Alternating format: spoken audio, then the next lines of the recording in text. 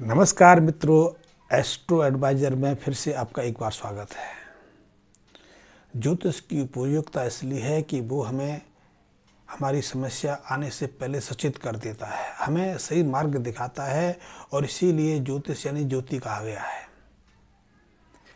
ज्योतिष एकमात्र ऐसा साधन है जो हमारे भूतकाल से, अतीत काल से हमारी गलतियों को चुनता है, भविष्य को संवारने का प्रयास करता है और वर्तमान को सुखद और आनंदित बनाने की प्रयास करता है।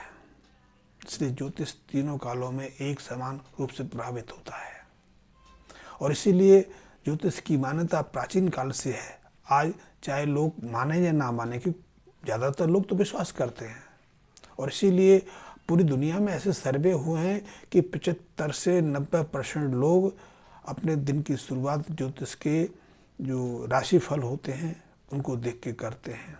या अपने घर में कोई नवीन काम करना है, मकान की स्थापना शुरू करनी है, नींव रखनी है, कोई नया कारोबार शुरू करना, दुकान खोलनी है, घर से यात्रा पर निकलना है, कुछ भी करना है, यहाँ तक कि बच्चे को स्कूल में भी प्रवेश कराना है, तो भी वो किसी ज्योतिषी की सलाह लेते हैं। उस ज्योतिषी की सलाह के बाद ही ऐसे काम करते हैं। फिर भी बहुत लोग ज्योतिष में भरोसा नहीं करते, बात अलग है, लेकिन ज्योतिष में आज भी उतना ही भरोसा है जितना कि प्राचीन काल में था। और इसीलिए फल कथन ज्योतिष का पहला रूप बन गया है। लेकिन फल कथन से ज़्यादा महत्व हम देते हैं कि हम जिस बीमारी में, इस परेशानी में फंस गए हैं उससे मुक्त कैसे हों, और मुक्त होने के लिए विविध उपाय करते हैं।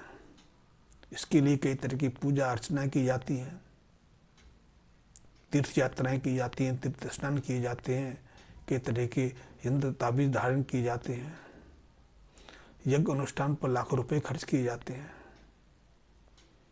लेकिन एक चीज़ देखने में आई है कि इतना प्रयास करने के बावजूद भी बहुत कम लोगों को इन प्रयत्नों में सफलता मिलती है, परेशानी से शीघ्र समाधान मिलता है। मंदिरों में भी इसीलिए जाते हैं, तीर्थ स्थलों में भी हम इसलिए जाते हैं कि जिस परेशानी से हम फंसे हुए हैं उस परेशानी से हमें निजात मिल जाए। और इसीलिए हम एक से दूसरी जगह भटकते रहते हैं। खास करके हमारे हिंदू संप्रदाय में तो ये एक प्रचलन हो गया है कि यदि हमें कोई कहीं भी बताते वहीं तत्काल चले जाते। इसलिए बहुत लोग हमें से बाजारों पर जाते हैं, दरगाहों पर जाते हैं, मुस्लिम मौलवियों से सलाह लेते हैं, उनसे अपनी समस्या का निराकरण चाहते हैं, इसलिए गंदे ताबीज भी पहन लेते हैं। देखिए, पहनना न पहनना ये अपना विश्वास है, अपना भरोसा है, उस बारे में मैं कुछ नहीं कहना चाह रहा। लेकिन मेरा कहने का है कि हम इतने प्रयास करने के बावजूद भी परेशानियों से मुक्त नहीं हो पाते। उपाय करते हैं। लाल किताब का आधार तो उपाय ही है। वो विवेचना नहीं करता, फल कथन में ज़्यादा भरोसा नहीं करता, वो समाधान बताता है, रेमेडी बताता है, ताकि आपकी समस्या का निराकरण हो सके। लेकिन उन उपायों के साथ 2-3 चीज़ों की बात भी वो कहता है। 2-3 चीज़ महत्वपूर्ण वो भी सामने रखता है। पहला तो ये है कि कोई भी उपाय उपयुक्त समय पर होना चाहिए। यदि उपयुक्त समय नहीं हुआ, आप उपाय करते रहें तो उसका आपको लाभ मिलने वाला नहीं है, चाहे वो छोटा उपाय हो या बड़ा उपाय हो। और लाल किताब के तो उपाय छोटे छोटे हैं, बहुत सहज हैं, निःशुल्क हैं। और कभी कभी लोग ये भी कह देते हैं कि इनसे क्या होने वाला है, तो इन छोटे उपायों से ही होने वाला है। छोटी चीज़ हमेशा हमेशा विशाल होती है। आप एक चीज़ अनुभव करते होंगे कि संतान की उत्पत्ति कैसे होती है, कोई विशेष प्रयास थोड़ी हुई है। शरीर में जोश आता है, मिलन होता है, तत्कालिक घटना घटित होती है। अब तो हम जानते हैं, लेकिन आज से हजारों साल पहले बहुत लोग उसके बारे में जानते नहीं थे, इसलिए संतानें स्थापित हो जाती, गर्भ स्थापित हो जाता था और फिर हमें 3-4 महीने के बाद पता चलता था। इसलिए संतान को, गर्भावस्था को हमेशा रहस्यपूर्ण बनाए रखा गया। घटना नासमझी घटना है, एक जोश की घटना है, उसमें कुछ किया नहीं गया। माँ भी 9 महीने अपने गर्भ में बच्चे को रखती है, बच्चे के पालन में वो उसका कोई योगदान नहीं रहता। वो सामान्य रूप से खाती पीती अपने नित्य कर्म को निपटारा करती है, लेकिन फिर भी बच्चा विकसित होता रहता है।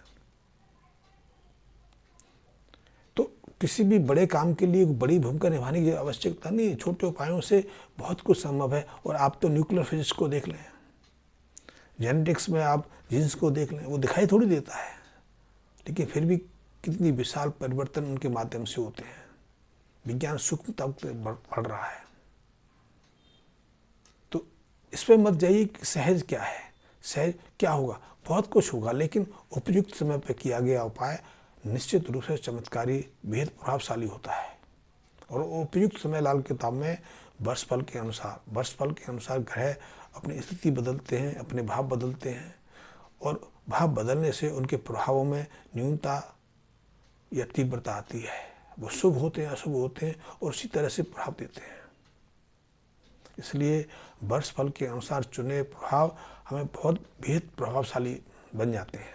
जैसे कि यदि आप बीमार हैं और तब आप दवाई लेते हैं तो दवाई का प्रभाव दिखता है, आप तत्क्षण उसका प्रभाव अनुभव करते हैं और ठीक भी हो जाते हैं। लेकिन यदि पूरी तरह स्वस्थ हैं और स्वस्थ व्यक्ति दवाई खाए तो उसको कैसे पता चलाएगा कि दवाई खाई उसे कुछ हुआ कि नहीं हुआ? कुछ होने वाला नहीं। और ज़्यादा आप दवाई खाएंगे तो निश्चित रूप से बीमार पड़ जाएंगे, क्योंकि दवाइयाँ विष से तैयार होती हैं, हानिकारक पदार्थों से तैयार होती हैं, और वो अपना शरीर पर प्रभाव देंगे। तो हम स्वस्थ हैं, निरोगी हैं, बीमार बन सकते हैं, लेकिन दवा का महत्व तब है जब बीमार है, और उसमें भी उपयुक्त दवा का, उस बीमारी की उपयुक्त दवा का चुनाव। ठीक ऐसे ही उपायों का प्रभाव तब दिखाई देता है जब उनका समय चल रहा हो, उनको करने का उपयुक्त काल हो। और ये लाल किताब में वर्षफल के अनुसार है। इसीलिए वैदिक पद्धति में, पारसर पद्धति में विभिन्न तरीके से उपाय होते, यज्ञ हो जाते, लाखों रुपए खर्च कर देते, उनका भी लाभ नहीं मिलता, और चुटकी से लाभ मिल जाता है। जैसे कि कहते हैं नहीं, बड़े बड़े दवाओं डॉक्टरों से इलाज कराया, नहीं ठीक हुआ, एक चुटकी से ठीक हो गए, एक जड़ी से ठीक हो गए, काढ़े से ठीक हो गए। और होते हैं क्योंकि काढ़े को आपने उपयुक्त समय पर प्रयोग किया, उपयुक्त प्रक्रिया से इस्तेमाल किया, और उसका प्रभाव आपको दिख गया। और आपने इतने बड़े बड़े डॉक्टरों से इलाज कराया, डॉक्टर को बीमारी समझ नहीं आई कि बीमारी छोटी थी, वो बड़ी बीमारी का इलाज कर रहा था, वो महंगी दवाइयों से इलाज कर रहा था। इसलिए लाल किताब के जो उपाय हैं उपयुक्त समय पर किए जाने से बहुत बेहद प्रभावशाली हो जाते हैं।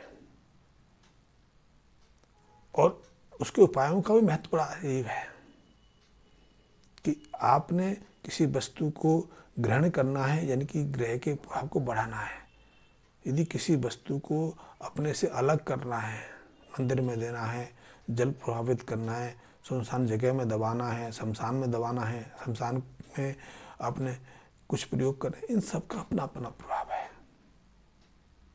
और वो प्रभाव तभी उसी रूप में करने पर प्रभावी रहते हैं जब उपयुक्त समय हो।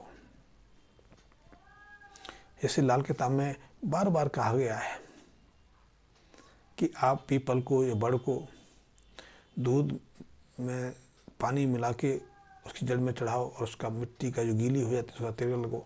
आप कहेंगे ये कौन सा बड़ा उपाय है?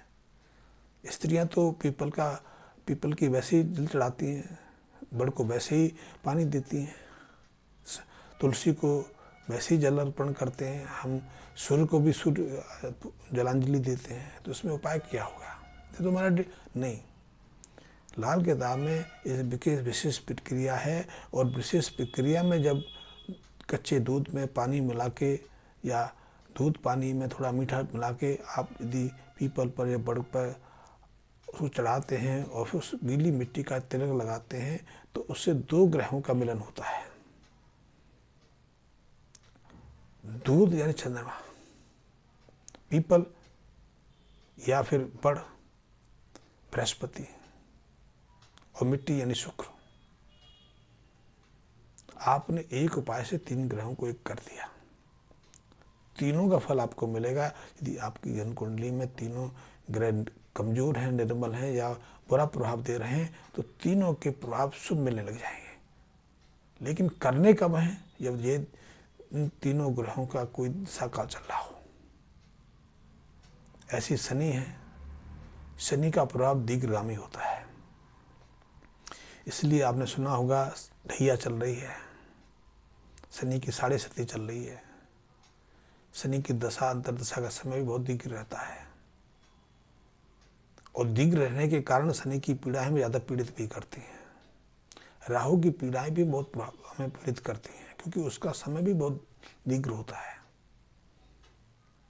जैसे आपके दांत में दर्द हो और 2 मिनट के बाद ठीक हो जाए, तो 5 मिनट के बाद आपको याद भी नहीं रहता कि दांत में कोई परेशानी थी, चाहे उसका कारण कोई भी रहे। यदि दांत में पीड़ा नहीं है तो आपको याद नहीं आएगी, चाहे दांत में कितनी भी खराबी हो।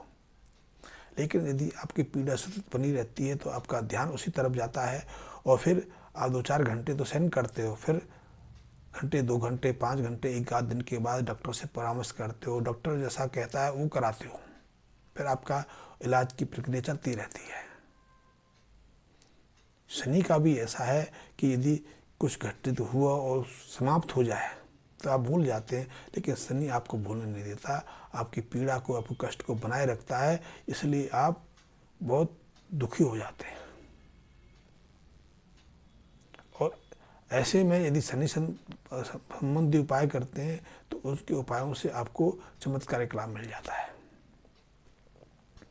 शनि के उपाय बहुत सहज हैं कि शनि संबंधी चीज़ों को अपने से अलग करना, किसी राहगीर को दे देना, किसी मजदूर को देना, कि साधु को दे देना, या जो शनि का सामान लेने आते हैं, उनको जंगम बोलते हैं, उनको दे देना, या फिर मंदिर में चढ़ा देना, जल प्रभावित कर देना, या फिर शनि संबंधी कुछ विशेष उपायों को हमने जो मिट्टी का ढेर हो, कचरे का ढेर होता है, घूरा होता है, उसमें दबाने का भी हमारे नियम है। और इन सब का अलग अलग प्रभाव रहता है, अलग अलग प्रभाव हमें मिलता भी है। चंद्र को बृहस्पति से मिलाना, जैसे कि हम बताया कि दूध पानी का पीपल पर चढ़ाना, बड़ पर चढ़ाना। यदि आपको चंद्रमा को बृहस्पति से मिलाना तो घोड़ी को हम चने की दाल खिलाते हैं। कौए से, यदि राहु को शनि से अलग करना है तो अपने जो थाली है उस थाली में से ग्रास निकाल के कौए को, कुत्ते को खिलाना। तो लाल किताब बहुत बेहद वो है, लाल किताब के उपाय बहुत चमत्कारी हैं, लेकिन उन उपायों का महत्व है कि आप उपयुक्त समय पर करें।